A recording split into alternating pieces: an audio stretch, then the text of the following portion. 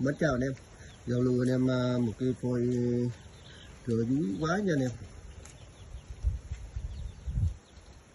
Nu anh em, quanh này là 65 nha anh em, chiều cao là 80.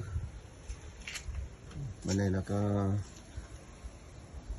quấn một cái viên đá nha anh em.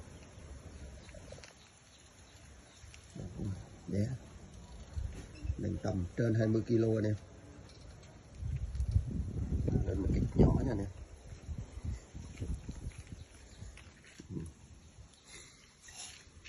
Ôm chắc chắn nha. Đây tạo cái nu này nè.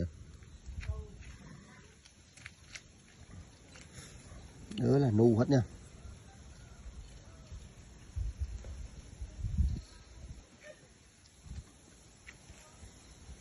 Nặng tầm trên 20 kg.